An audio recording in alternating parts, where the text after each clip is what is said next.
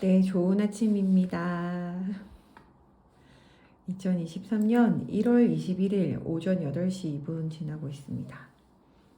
네, 나라님, 현재님, 효님 환영합니다. 어떤 아침을 맞이하고 계신가요? 저는 오늘 아침에 설 연휴 기간이긴 하지만 저는 오늘 이제 근무를 하는데 이제 요즘에 이제 새벽 스터디가 있어서 6시 반 이렇게 나오거든요. 근데 정말 머리가 너무 많이 떡져 있고 엉망으로 잔 거예요. 그래서 꼭 감아야 된다. 그래서 머리를 딱 아침에 감고 둘째가 막 못 나가게 하는 바람에 막 인사하고 나오다가 미처 제대로 못 말렸어요. 그랬더니 새벽에 나왔는데 너무 추운 거예요. 그래서 제가 보통 버스 타고 이렇게 사무실 넘어오는데 바로 택시 잡았어요. 플렉스 바로 택시 잡아서 탔습니다. 근데 라디오가 틀어져 있었는데 오늘 영하라고 지금 영하 5도라고 그래서 수줍게 첫째가 예전에 엄마 정말 추울 때 써라고 줬던 핫팩을 꺼냈습니다. 그래서 핫팩 뜯어서 조물락조물락 하면서 아유 영하 11도 그러니까요. 정말 겨울의 절정으로 나아가고 있다 라고 느낍니다. 내일 설인데 어떻게 보내나요, 설? 저야 근처에 이제 가족들이 사니까 평상시와 비슷하게 보낼 것 같아요. 설에 다들 어떤 거 하시나요?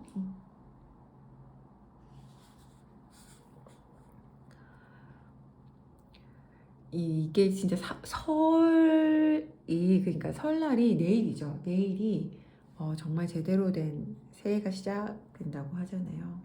아, 외가에 가시는군요. 축하합니다. 사랑 많이 받고 오시길 마시는 거 많이 드시고요. 그래서 진짜 새해가 이제 시작이라고 하니까 괜히 마음이 두근거리고 잘 보내고 싶은 마음이 들더라고요. 네, 아 라라님 그렇죠. 열애 상황 속에서도 라라님 마음에 평안이 있길 바랍니다. 네, 현재님도 1년 만에 가는 외가에서 행복한 명절 보내시길 바랄게요. 에휴, 아파서 못 갔다니 마음이 아프네요. 그럼 우리 오늘 이야기도 좀 나눠볼까요? 오늘은 312쪽부터예요. 312쪽. 312쪽부터 이번 주 범위는 339쪽까지거든요. 제목은 지금 우리가 읽어가고 있는 구간은 내면 공간의 발견이었어요. 여러분 내면 공간이 뭔지 알아차리셨나요? 전 어렵더라고요. 아, 내면 공간이 뭘까? 내면 공간이란 무엇인가? 계속 생각하고 있어요. 내면 공간이 뭘까?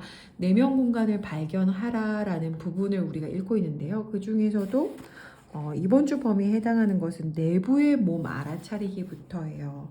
312쪽입니다. 네, 효님도 반가워요. 내부의 몸 알아차리기 부분 이제 같이 볼 건데요. 312쪽 내부의 몸 알아차리기 첫 번째 줄에 보면 이렇게 적혀 있어요.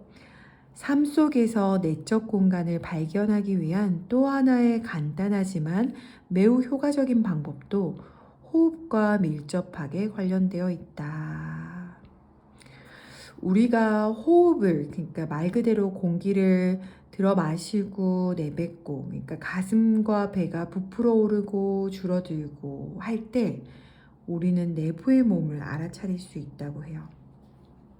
그러니까 몸이 이렇게 들썩들썩 커졌다 작아졌다 하는 걸 통해서 우리의 관심이 이제 그냥 단순한 호흡의 행위로부터 우리 내부에 있는 느껴있는 살아있음으로 옮겨갈 수 있다고 톨렌이 얘기하고 있는데요.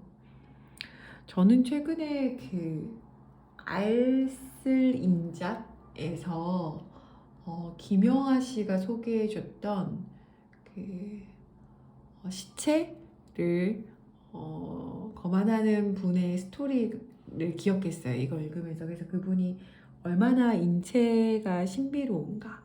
그러니까 심장이 여기 있다는 것이, 뭐 장이 여기 있다는 것이 막 이렇게 설명해 주셨는데, 오늘 아침에 이제 그 봤던 것이 생각나면서 호흡을 해봤어요. 오늘 이거 들어오기 전에. 근데 그렇구나. 내가 지금 이렇게 의식하고 있지 않을 때도 내 심장은 끊임없이 펌프를 하고 있겠죠. 심실, 이렇게 좌심실, 우심실에서 딱 펌프를 하고, 그 내가 마실 때마다 나의 식도들은 이렇게 꿀렁꿀렁 주물주물 하면서 계속 먹은 것들을 내려보내고 있을 거잖아요. 거기에 집중하니까 정말 여기 적혀 있는 것처럼 외부에 갔던 시선이 바로 내부로 오더라고요. 313쪽입니다. 이렇게 표현하고 있어요. 우리가 우리의 물질적인 신체에 생기를 불어넣는 그 생명, 그러니까 자신인 그 생명을 느낄 수 없다는 건 엄청 큰 박탈이라고 얘기하면서, 우리가 그 내면에 있는 생명을 못 느낄 때 우리는 외부로부터, 그러니까 자연스러운 행복 상태를 대체할 다른 걸 찾는데요. 그러니까 이미 항상 그곳에 있는 것을 놓친다라고 이야기합니다. 그래서 지금 잠시 한번 제안해 보려고요. 여러분들 일어나신 지 얼마 안 되셨죠? 바쁘셨죠? 313쪽 아래에 보면 이렇게 적혀 있어요. 두세 번 의식적인 호흡을 해보라. 아마 여기 있는 대부분의 분들이 이 부분 읽을 때 두세 번 호흡했을 것 같은데 적혀 있는 대로 지금 한번 해볼까요? 우리 지금 이 아침에 두세 번 의식적인 호흡.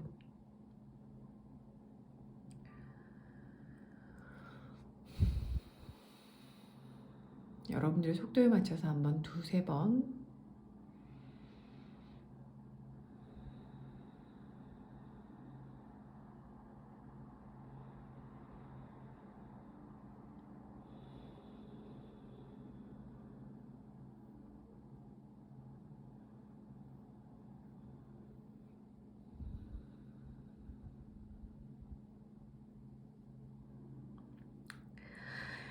이렇게 의식적인 호흡을 할 때 우리는 내부의 몸 전체에 퍼져 있는 미묘한 생명감을 감지할 수 있다고 해요.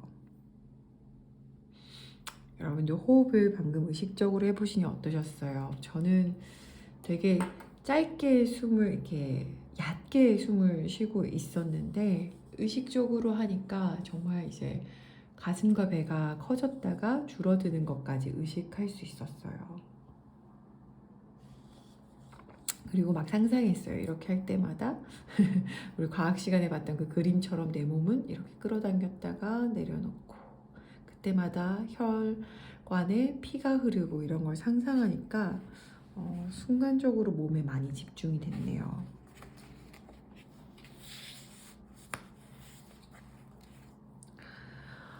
이렇게 평상시 이렇게 우리가 이렇게 호흡해보세요 그러면 대부분의 분들이 눈을 감고 하는데요. 314쪽에 보면은 이제 눈 감고 하는 게 쉬울 때도 있지만 몸을 느낄 수 있으면 이제 눈을 감지 않고도 내부의 몸을 느낄 수 있다고 합니다. 끊임없이.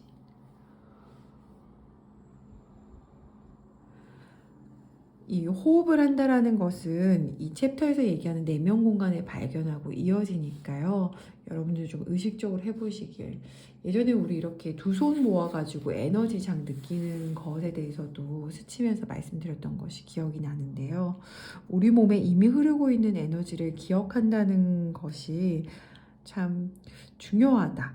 그러니까 시선이 늘 밖으로 향하고 과거에 묶이고 미래를 염려하는 데 가는 우리의 의식을 끊임없이 지금 이 순간으로 데리고 오는 게 중요하구나라는 알아차림이 듭니다.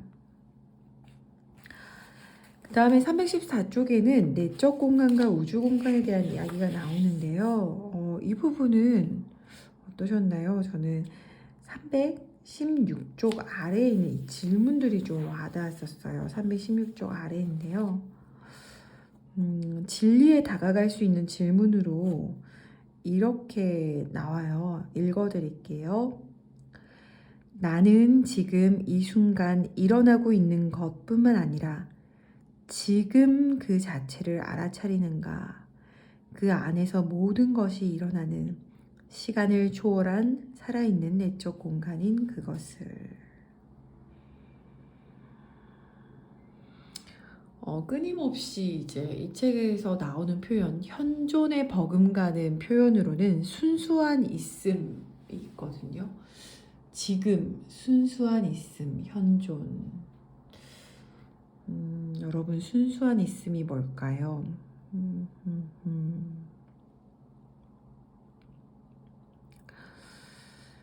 그 아래 바로 이런 표현이 있습니다. 317쪽입니다. 일상의 삶 속에서 가능한 한 자주 내부의 몸을 자각하고 그럼으로써 공간을 창조하는 것이 좋다. 누군가를 기다릴 때, 누군가의 이야기를 듣고 있을 때 잠시 멈추고 하늘과 나무와 꽃과 연인 또는 아이를 바라볼 때 그것과 함께 자기 내면의 살아있음을 느끼는 것이다.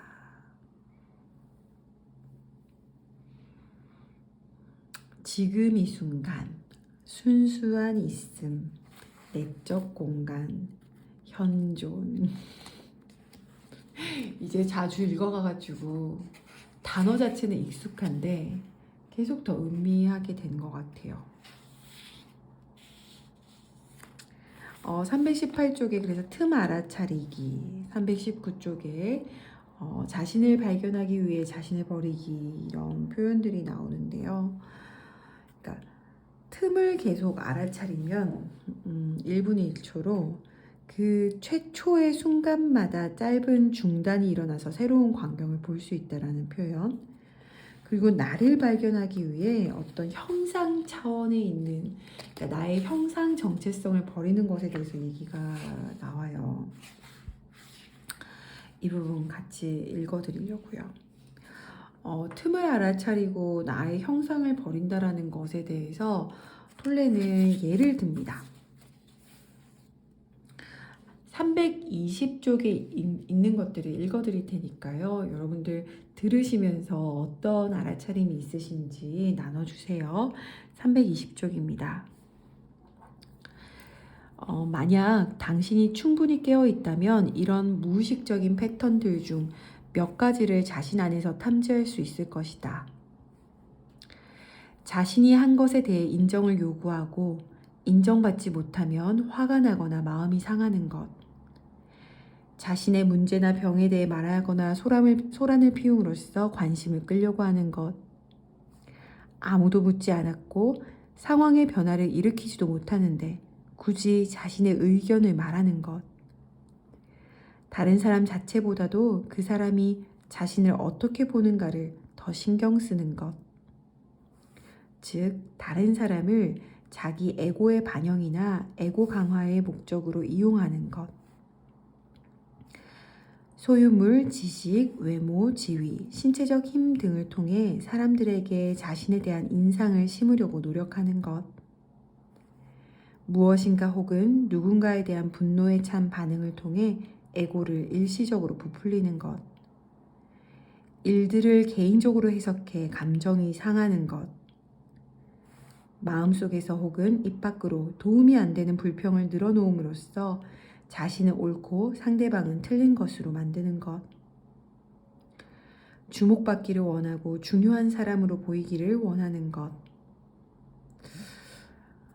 이 리스트를 주면서 이 중에 한두 개는 당신 안에도 있을 거야 라고 이렇게 톨레가 미소 짓는 게 전 상상이 되더라고요. 근데 이런 행동 패턴이 우리 안에 있다면 이제 한 가지 실험을 해볼 걸 톨레는 제안해줘요.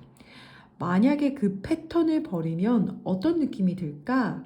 무슨 일이 일어날까? 관찰해보라고 제안합니다.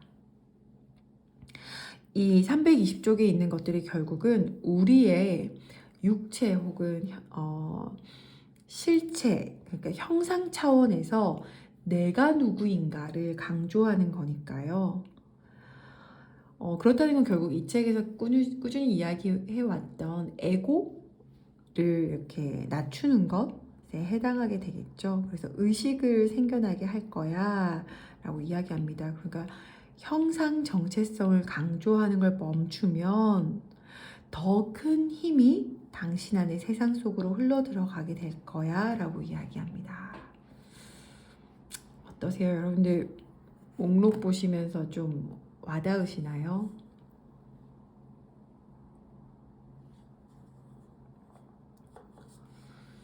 참 여기에 해당하지 않는 사람들이 있을까요? 제가 이제 몇 년 전부터도 화두로 삼고 있긴 한데 올해 좀 더 제가 조심하려고 하는 것은 약간 새해 공표 같은데요. 내일 진짜 새해고 하니까 좀 말을 아끼려고요. 그러니까 굳이 이야기할 필요 없는 것은 가급적 하지 않으려고요. 그래요? 찌찌뽕. 좀 말을 아껴야겠다. 그래서 어제 하나는 성공했답니다. 어제 이렇게 아는 지인분들을 이렇게 만났어요. 친구들을. 근데 이렇게 운전해서 가는 길에 계속 마음에 새겼어요. 물론 우리가 읽은 부분 덕분이긴 해요. 뒤에 나오는데요. 그들 앞에서 내 안에 있는 뭔가를 말하고 싶은 욕구보다 되게 오랜만에 만나는 그 지인들의 존재와 함께 하자라는 마음으로 있었더니 2시간 가까이 있었는데, 그러니까 제가 느끼는 저답지 않게 말에 끼어들고 싶은 욕구보다는 한 사람 한 사람 이야기를 듣는 데 집중하게 되었고 돌아오는 길에 조금 마음이 편했어요. 이거는 사실 굉장히 저에겐 일생의 화두인데 그런 것 같아요. 어제 이제 돌아오는 길에 알아차린 것은 운전하고 오면서 지금 저만 해도 이렇게 라이브 보이스콜을 틀어놓고 혼자 말 잘하잖아요. 혼자 말 잘하잖아요. 여러분 채팅창으로 말해도 저 혼자 말 잘하잖아요. 그러니까 저는 저의 존재는 말이라는 것을 재능으로 타고난 것 같아요. 그러니까 애쓰지 않아도 할 수 있는 영역이 저한테 말하기인데 재능이기 때문에 그림자가 짙은 거예요. 그래서 어렸을 때부터 저는 종종 제가 말하고 후회한 적이 있었어요. 그러니까 엄마 아빠 혹은 친척이랑 있는데 특히 뭐 내일 같은 명절이죠. 말을 뱉으면서 속으로 알아차려요. 말하지 말지. 분위기 쎄해지는데 저 사람 당황할 텐데 이거 맥락에 맞지 않는데 말을 뱉고 있는 저를 어렸을 때부터 봤거든요. 이제서야 조금 멈추는 법을 조금씩 배워가고 있는 것 같고 올해에는 특히 더 말을 조심하려고요.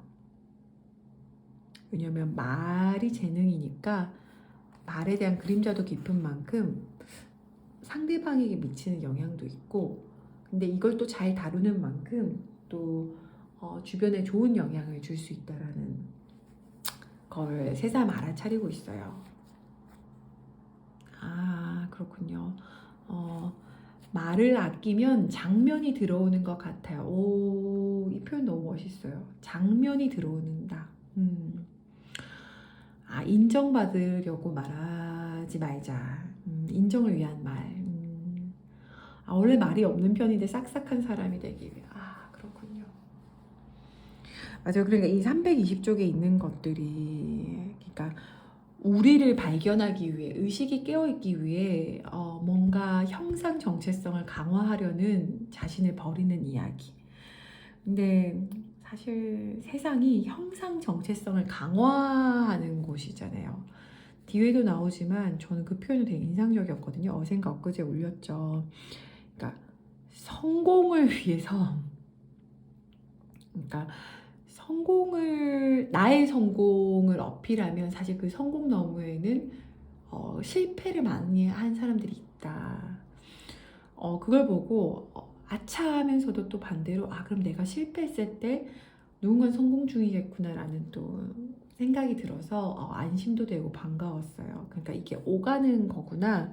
근데 성공이란 성취란 표현이 결국은 형상 정체성이니까 그걸 내려놓으면 그냥 성공하든 실패하든 그냥 내 길을 갈 수 있겠구나라는 생각도 했어요. 그래서 아마도 이 얘기를 듣고 계신 여러분들은 이 320쪽에 적혀 있는 형상 정체성의 어떤 예시들 외에도 스스로 내가 형상에서 집중하고 있는 것들 한번 돌이켜보면 좋을 것 같아요. 이거에 대해서는 뒤에 보면은 그 어떤 분하고 토크하는 거 나오잖아요. 예시. 그거랑 또 이어지니까요. 같이 계속 나눠보죠. 그 다음 고요라는 표현이 나와요. 이건 앞에 우리 지난주에 고요하라. 되게 궁극적으로 원하는 모습, 중요한 것, 고요를 알아차린다 라는 것에 대해서 이야기 나누죠. 언제 고요했는가? 저는 한 3일 전쯤 문득 고요하다라고 느꼈는데 제 내면의 목소리가 조용해졌다라는 것을 알아차렸어요. 물론 사람마다 방식은 다르겠지만 저는 제가 해야 할 일들이 많은데 그게 미뤄지고 있을 때 내면의 목소리가 커진다라는 것을 알아차렸어요. 뭐 예를 들면 이거 해야지 저것도 해야 되는데 계속 그런 것들이 있어서 제가 요 며칠 그것들이 집중해서 해내는 것들을 하고 있었더니 제 안에 뭐뭐 해야 되는데 라는 목소리가 줄어드니까 순간 고요해진다라는 것을 배웠어요. 느꼈고. 새해 이걸 듣고 계시는 여러분들이 고요하길 바랍니다. 자, 이제 챕터 9예요. 남은 시간 동안 좀 짧게 나눠볼까요? 챕터 9는 삶의 목적에 깨어나기, 무엇을 하는가가 아니라 누구인가, 형상이 아닌 존재.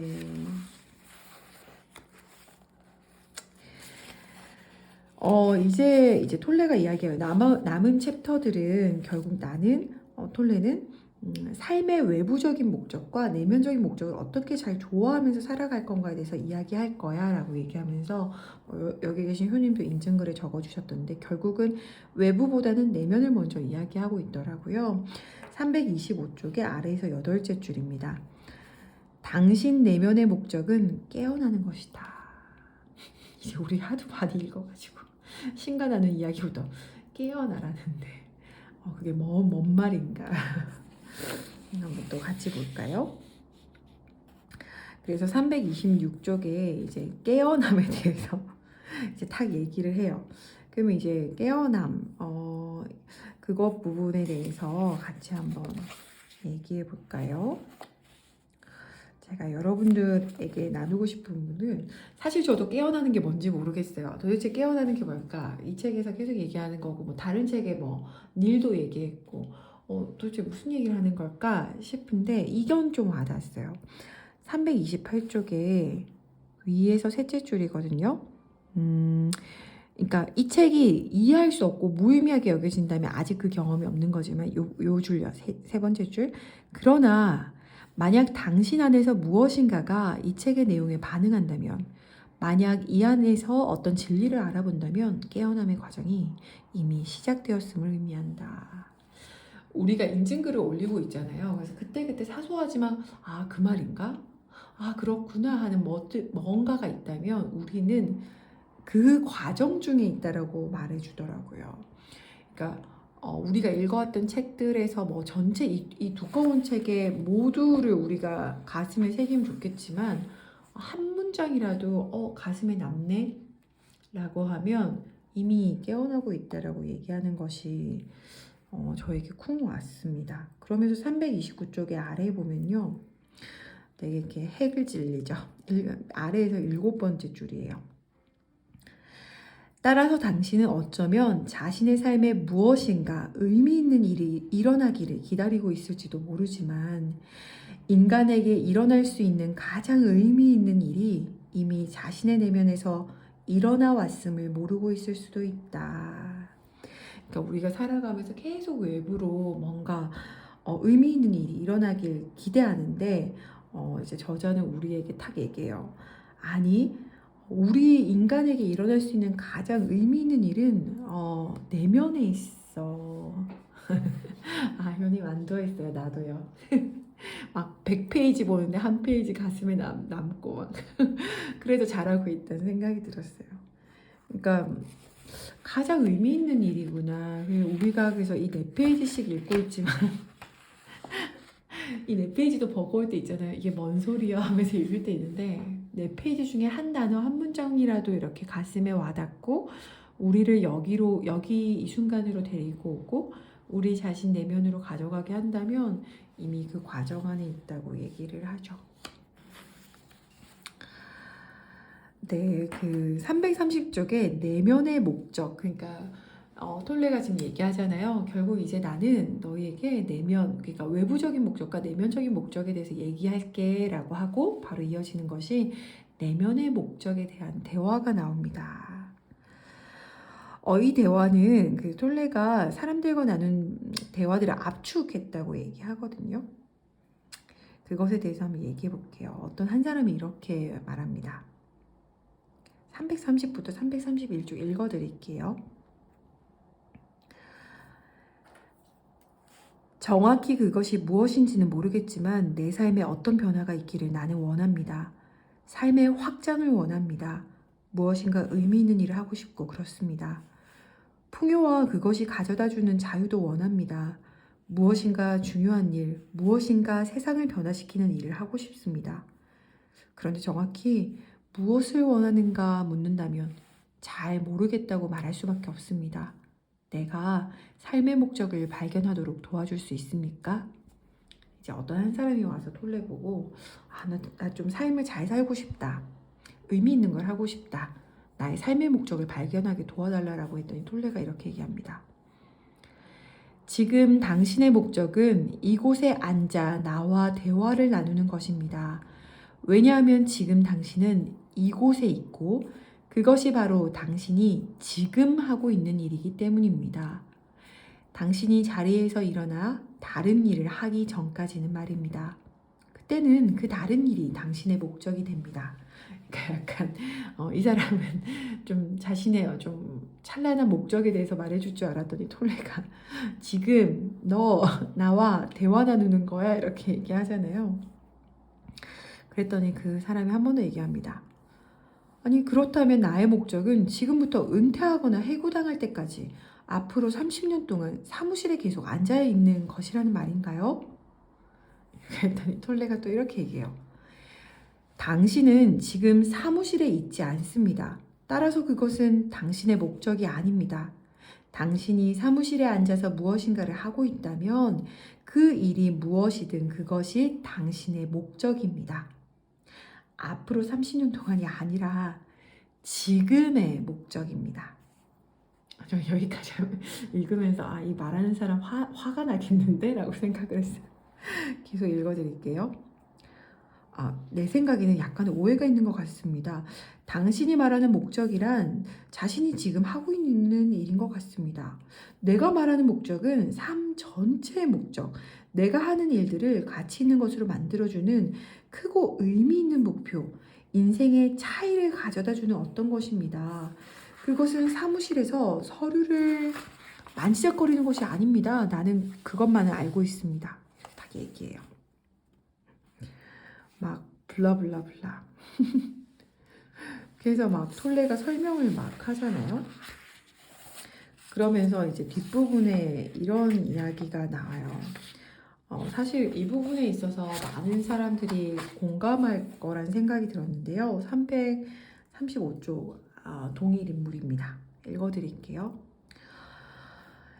이런 식으로 사는 것은 무엇인가 중요한 일을 성취하려는 것을 막아버리는 것이 아닐까요? 나의 두려움은 내가 앞으로도 아무 의미도 없는 사소한 일에 붙잡혀 평생을 살아야 하는 게 아닌가 하는 것입니다.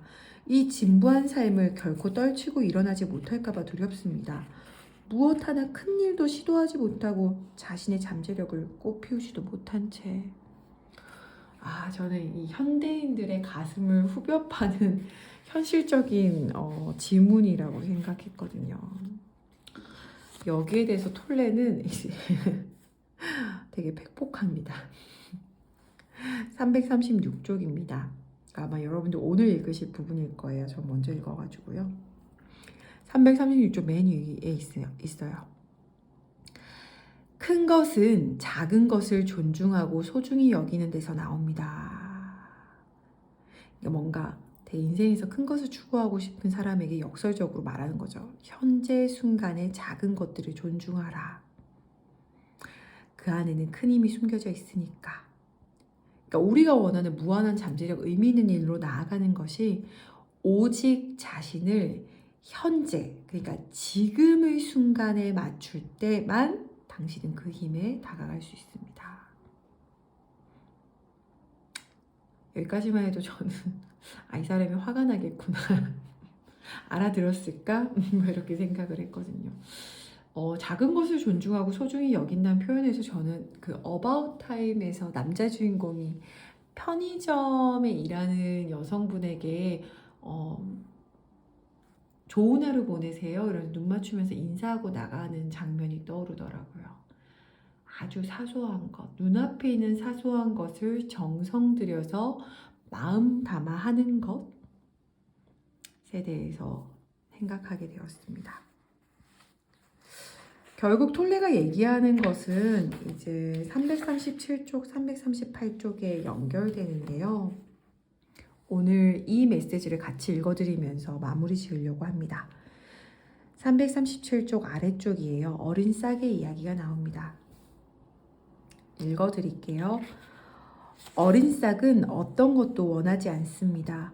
왜냐하면 싹은 전체와 하나이며 그 전체성이 어린 싹을 통해 활동하고 있기 때문입니다. 즉, 큰 생명은 338쪽입니다. 즉, 큰 생명은 그 싹이 나무가 되기를 원한다고 말할 수 있지만 싹은 자신과 생명을 별개의 것으로 보지 않으므로 그 자신은 아무것도 원하지 않습니다. 큰 생명이 원하는 것과 하나입니다. 그러므로 걱정도 없고 스트레스도 없습니다. 어린 싹은 자신이 순수한 있음에, 즉 형상 없는 영원한 한 생명에 뿌리 내리고 있음을 감지하는 것입니다. 지금, 오직 지금 내 눈앞에 내가 지금 이 순간 하고 있는 사소한 것이 큰 어떤 것과 연결되어 있다라는 것을 알아차려서 미래로 가지 않고 지나간 과거에 묵히지 않고 지금 현재에 머물면서 지금 현재 일어나고 있는 것에 집중하고 그것이 작든 크든 상관없이 존중하고 소중히 여기는 마음, 지금의 목적을 두는 것에 대해서 톨레는 어린 싹의 비유를 통해 말하고 있습니다. 그래서 339쪽에 소소하게 이런 표현이 나와요. 설 기념으로 스스로와 주변, 가족을 만날 때 우리가 같이 가슴에 품었으면 합니다. 읽어드릴게요. 오늘의 마지막 메시지입니다. 일터에서나 어디에서든 사람들과 만날 때 상대방에게 모든 관심을 기울이십시오. 눈앞에 있는 상대방에게 모든 관심을 기울인다라는 것은 지금을 살고 있다는 뜻이라고 해요. 그러니까 그냥 그 사람과의 교류에 목적을 두는 거죠. 생각이 아니라요. 물질적인 대상이 아니라요. 인간이라는 존재가 이 세상의 일들보다 더 중요해집니다. 그때 우리는 순수하게 그저 있을 수 있고 정말 삶에서 중요한 것에 집중할 수 있다라고 얘기하고요. 그게 관계에서 핵심이라고 이야기합니다. 네, 오늘 이래저래 이야기하다 보니 이렇게 또 오늘 맞춰지네요. 8시 36분 지나고 있습니다. 여러분들 오늘 나누시면서 어떤 부분이 남으셨나요? 삶의 목적을 오직 지금에 두는 것, 지금. 여기 계신 분들 그리고 듣고 계신 분들 모두 2023년에는 오직 지금의 목적을 둘 수 있는 우리가 되기를 바랍니다. 네, 그러면 오늘 2023년 1월 21일 되게 오랜만에 라이브로 했는데요. 함께 해주셔서 감사하고요. 그럼 새해 복 많이 받으세요.